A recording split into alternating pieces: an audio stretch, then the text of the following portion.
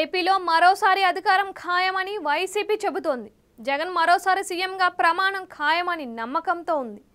జగన్ ప్రమాణ స్వీకార ముహూర్తం కూడా ఖరారు చేసింది. ఇందుకోసం వైసీపీ నేతలు విశాఖకు వచ్చేందుకు హోటళ్లు బుక్ చేసుకున్నారు.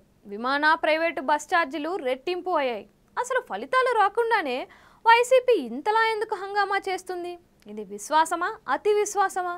అసలు ఏంటి వైసీపీ నేతల ధీమా?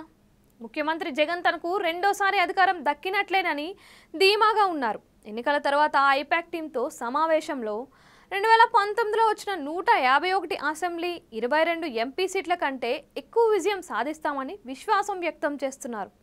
ఆ తర్వాత జగన్ విదేశీ పర్యటనకు వెళ్లారు. ఈ నెల 30న తిరిగి రానున్నారు. అయితే పోలింగ్ సరళి చూసిన తరువాత వైసీపీ శ్రేణుల్లో నిజంగా జగన్ చెప్పినట్లుగా 151 కంటే ఎక్కువ సీట్లు సాధ్యమేనా అనే సందేహాలు మొదలయ్యాయి. జగన్ ప్రచారం కోసం చెప్పే వ్యక్తి కాదని, జగన్ చెప్పే మాటకు విలువ ఉంటుంది అనేది మరో వాదన. కానీ సొంత పార్టీ నేతలకే వాస్తవంగా జగన్ ప్రకటనపై నమ్మకం కుదరటం లేదు.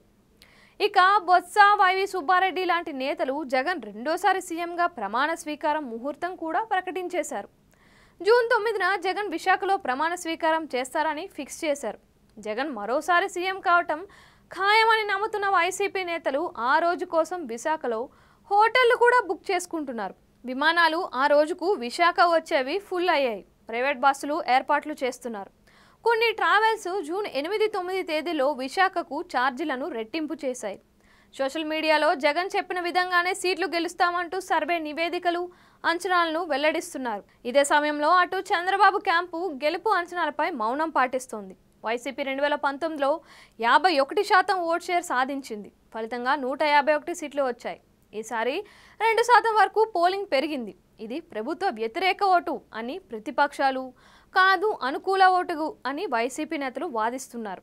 పోలింగ్ సమయంలో ప్రభుత్వ వ్యతిరేకత కనిపించిందనే వాదన ఉంది. వైసీపీ మాత్రం ప్రభుత్వ సానుకూలత కనిపించిందని చెబుతోంది.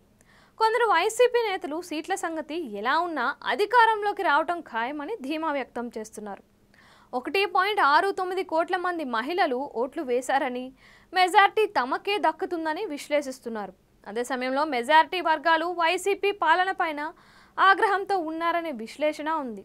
వైసీపీ చేస్తున్న వాదనతో జూన్ 4న వెల్లడయ్యే ఫలితాలపైన ఉత్కంఠ కొనసాగుతోంది.